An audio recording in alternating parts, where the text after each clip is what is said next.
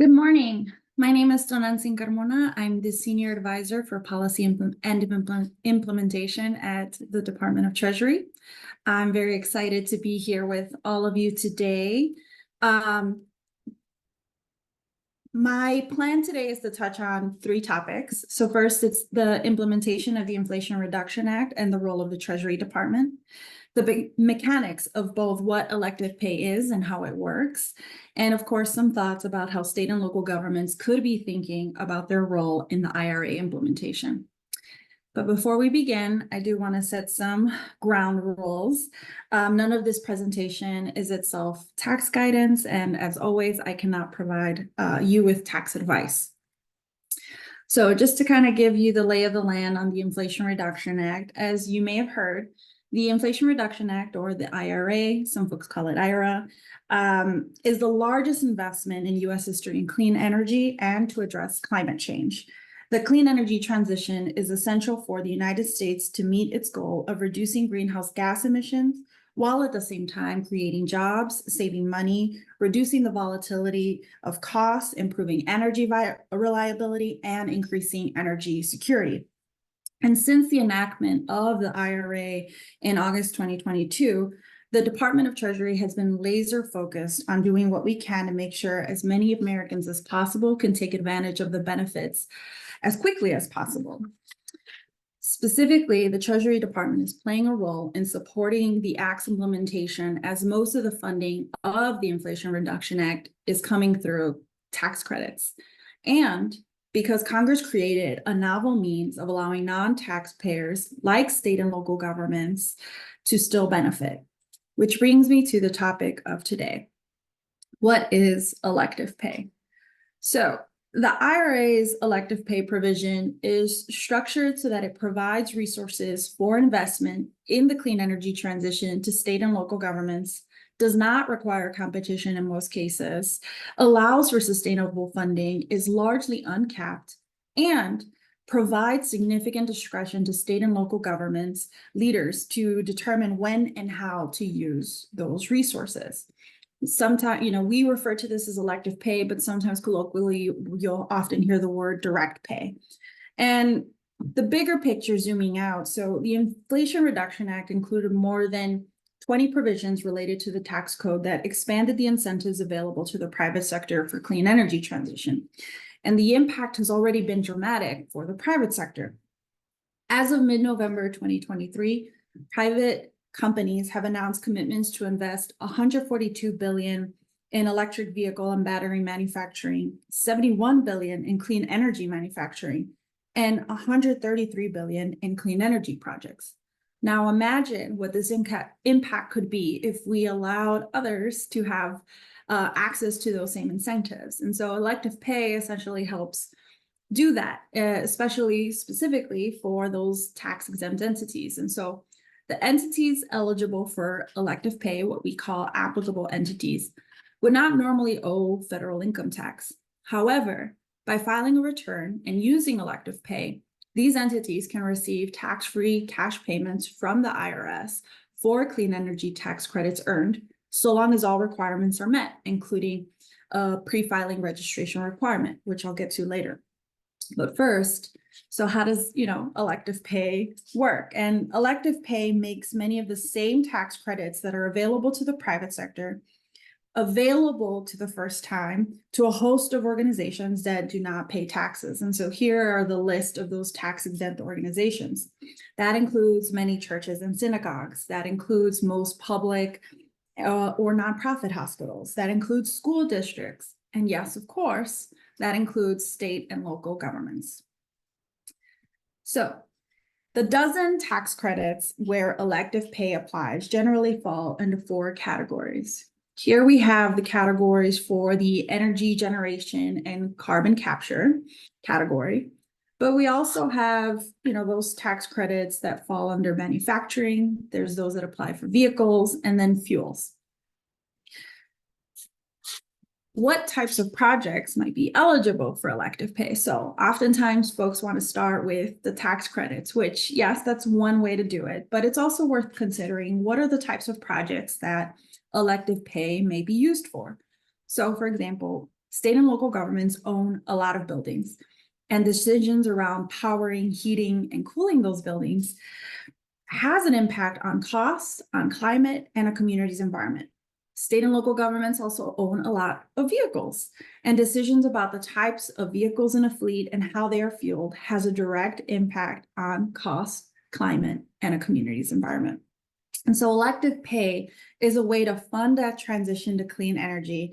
And so anytime a state and local government is considering the future of its building and fleet assets, it should be looking to funding opportunities under elective pay. Some state and local governments are looking beyond their own facilities and fleets. And so, that was just one example, looking at your buildings, looking at your fleets. But beyond that, some have considered the use of elective pay in conjunction with applications for certain grant opportunities, such as Solar for All funding, as a means of providing low-cost solar power to underserved communities. Different places will pursue different priorities, and that's fine, because what works and when is really up to the individual state and local government. In other words, the starting point really should be a state and local government's climate action plan, maybe their capital plan, and not necessarily a provision in the tax code. Maybe there are already projects in the pipeline that were going to happen regardless that now may be applicable for or eligible for elective pay. And so once those projects are identified as priorities for investment, that's when elective pay can be an incredibly powerful financial tool. And specifically for state and local governments, the reason it can be so powerful is that, unlike many federal grants, there's no competitive process. If your entity is a so-called applicable entity under the tax code and you meet the requirements of the underlying tax credit, you can receive the funding. So here are just some potential use cases. We lay out fleet cost savings, community resilience, community heating. And really the main point is that depending on the type of project or investment, the structure of the financing, its location, and whether the project meets certain requirements related to providing good jobs, the tax credits under elective pay can pay for a significant portion of the cost. So here we have, the case of fleet electrification. Elective pay can provide up to $7,500 toward the cost of a lighter vehicle or $40,000 toward the cost of a heavier vehicle. Elective pay can also provide up to 30% of the cost of charging equipment. And this is a really important point to make, that, certain requirements and bonuses can actually affect the amount of elective pay and the applicable tax credit specifically. So the potential of funding grows with the size of the project or meeting certain requirements related to bonuses. That's the main point. So just take, for example, a renewable energy project of a certain size. The tax-based credit would be about 6% of the qualified investment. That amount can increase to 5 times for projects that meet the prevailing wage and apprenticeship requirements. So 6% becomes 30%. If the project is also located in an energy community, that 30% becomes 40%. And if the project meets domestic content requirements, the tax credit that was originally 6% of the investment cost can instead become half of the investment cost. That is awesome. But beyond that, there's a really important point in thinking about the structure and design of financing certain projects. There's no prohibition in the tax code from using elective pay in conjunction with grants and loans. And depending on the project, the basis for determining the investment can include the funds from those grants and loans. So in other words, it is possible for a combination of elective pay and grants to fund 100% of a project's costs. And so as entities eligible for direct pay have started to look at the role that these tax credits can play in the overall structure of a deal, they have found that projects that didn't pencil out before now do. That investments in clean energy technology can cost less than the alternative. So how does it work? First, obviously, it starts with identifying the projects. So like I said, some folks will start with looking at their climate action plan or capital plan that might be eligible for one of those 12 tax credit provisions of the IRA. Then you complete your project, place it into service. You determine your tax year, if not already known, to determine when your tax credit or your tax return will be due. You complete the pre-filing registration with the IRS after earning the underlying credit. You file your tax return by the due date or extended due date and make a valid direct pay election. And then you receive your payment after the return is processed. I won't argue or say that this process is necessarily easy, though we have had folks who have said that it was actually, easy, but we can debate that. What I will say is that the process is straightforward. It requires state and local governments to plan. It requires steps to ensure that you will meet all of the requirements under the tax code. But given the resources that are potentially available, it is a huge potential benefit for limited costs to taxpayers.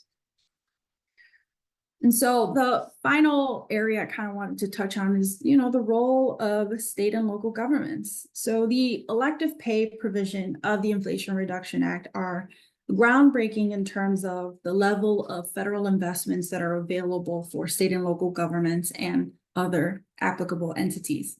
But it's also worth noting that state and local governments can play different types of roles. What I kind of just talked through, at least in terms of the examples, is that state and local governments can play a direct role by incorporating clean energy projects into their capital planning processes and shifting energy consumption to clean renewable sources by changing their fleets to clean vehicles, as just one example. But state and local governments can also center community and economic development strategies around the clean energy transition. And state and local governments can even promote consumer and business transition to clean energy. There's lots of different ways and roles that state and local governments can play in this clean energy transition. So just to close, I wanted to make sure to share some resources here, but I also wanted to acknowledge that different state and local governments are at different stages of readiness. There are, for example, the pre-adopters, there are the early adopters, the planners, and yes, of course, the beginners. I know that many of you have never really heard of elective pay or direct pay before today, and that's okay, because this isn't a competitive grant that is limited by time or funding. You have the time to learn about what direct pay is, elective pay is, and when you do, I think that you will see what the opportunities are. Whatever stage you are in, know that the Biden-Harris administration and Treasury are committed to providing state and local governments and other applicable entities with the information, tools, and resources that they need to maximize the impact of the tax credits. Because we know that by embracing the opportunities presented by the Inflation Reduction Act, state and local governments can lead the charge in transforming our national ambitions into local realities, ensuring a more sustainable and economically vibrant future for all. Thank you.